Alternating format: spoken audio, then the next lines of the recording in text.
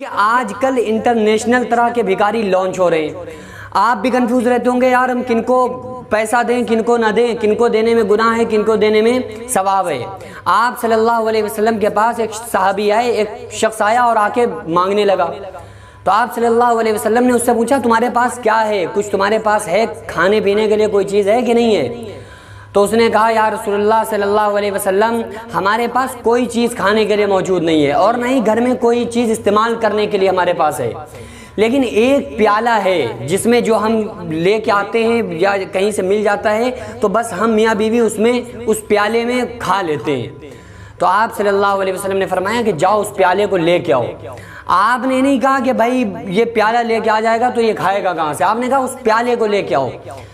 وہ صحابی گھر گئے اور وہ پیالہ, ایک ہی پیالہ تھا گھر کے اندر, وہ لے کر کے حاضر ہو گئے. آپ صلی اللہ علیہ وسلم کے پاس اور بھی صحابہ موجود تھے. آپ نے فرمایا صحابیوں بتاؤ تم میں سے یہ کتنے کا کون خریدے گا؟ تو اپنی اپنی الگ الگ طرح سے رقم لوگوں نے لگائی کہ میں اتنے کا لوں گا اتنے کا لوں گا. تو ایک صحابی نے کہا میں اس کو 1 درہم میں لوں گا, اس سے زیادہ اس کی قیمت ہے ہی نہیں. تو آپ صلی اللہ علیہ وسلم نے فرمایا نہیں قیمت اس کی اور بڑھاؤ, ایسے نہیں کام چلے گا, اس کی قیمت اور بڑھاؤ. 1 درہم میں کیا ہوگا؟ 1 درہم میں تو صرف ایک وقت کا کھانا ہی مشکل سے آئے گا. تو ایک اور صحابی کھڑے ہوئے کہ یا رسول اللہ صلی اللہ علیہ وسلم میں اس کے 2 درہم دے سکتا ہوں, اس سے زیادہ اس پیالے کی قیمت نہیں ہے. تو یہ چونکہ آپ کو دکھانا تھا, اگر آپ کسی بھی صحابی سے کہتے بھائی اس کو اتنے درہم دے دو تو صحابی اپنا گھر بیچ کے دیتے, لیکن اب چونکہ اس کو دکھانا ہے کہ دیکھو کس طرح سے بزنس کرنا چاہیے, تو اس سے کہا کہ ٹھیک ہے بھائی 2 درہم اس کو دے دو اور پیالہ اس سے لے لو. ان صحابی نے 2 درہم اس کو دے دیے.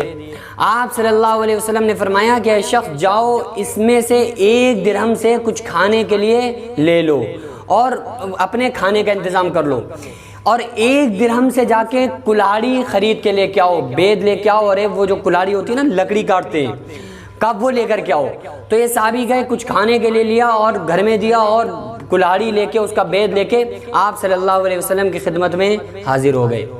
آپ صلی اللہ علیہ وسلم نے خود اپنے مقدس ہاتھوں سے اس کلاڑی کو بنایا, یعنی کہ اس بید کو اس کلاڑی میں ڈالا, اور آپ نے فرمایا اے صحابی یہ لو پہاڑی سے لکڑیاں لے کے آؤ, وہاں سے لکڑیاں لاؤ, ان کو کاٹو, کاٹ کے لے کے آؤ اور پھر ان کو فروخت کرو, ان کو بیچو.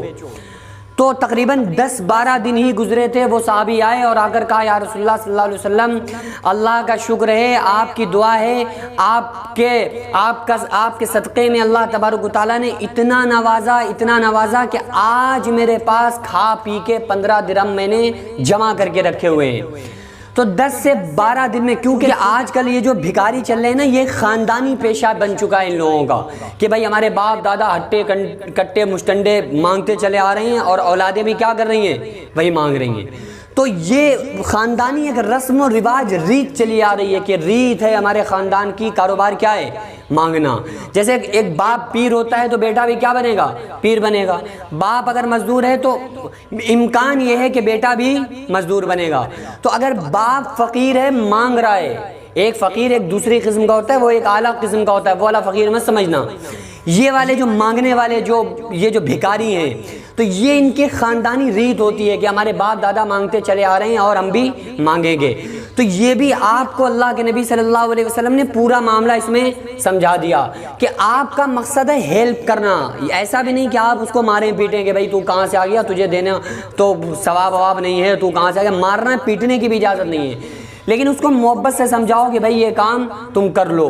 لیکن اگر یہ ہے کہ یہ کام کرے گا ہی نہیں تو پھر چاہیے کہ اس کے اوپر سے ہاتھ کو تنگ کر لیا جائے. لیکن اگر وہ انسان مجبور ہے, اگر یہ پتہ ہے کہ یار یہ مجبور ہے, کما نہیں سکتا ہے, تو پھر تو اس کی ہر طرح سے ہیلپ کریں. لیکن اگر یہ ہے کہ خاندانی رسم و رواج پر چلا آ رہا ہے, اس کے باپ دادا مانگتے چلے آ رہے تھے, یہ بھی مانگ رہا ہے, تو پھر ایسے لوگوں سے دینے سے پرہیز کیا جائے. چاہے ایک آدمی اگر نہ دے تو کوئی فرق نہیں پڑے گا, بھائی تم کہہ دو کہ معاف کرو, وہ کہے گا جاؤ تم خود بھاگ چولہے میں جاؤ یار, 1000 گھر پڑے ہوئے ہیں کہیں سے مانگ لائیں گے. لیکن ہر شخص پھر یہ کوشش کرے نا کہ یار ہمیں دینا ہی نہیں ہے. تو جب نہیں دو گے تو پھر وہ مجبور ہو کے کیا کرے گا, تو یہ وہ پھر کوئی بزنس کرے گا، کام کرنے کی کوشش کرے گا، تو ایک طرح سے یہ اس کی ہیلپ ہے۔ لیکن اگر آپ یہ دیکھ لیں کہ ہاں واقعی یار یہ مجبور ہے، پریشان ہے، غریب ہے، محتاج ہے، ہاتھ نہیں ہے، پیر نہیں ہے، یا عورت کوئی ہے، بیوہ عورت ہے، شوہر نہیں ہے، تو پھر ایسوں کی مدد کرنا، ہیلپ کرنا یہ آپ کے اوپر لازم ہے، یہ آپ کے اوپر بھی ضروری ہے کہ ایسے انسان کی ہیلپ کریں، ورنہ پھر ایسا ہوتا ہے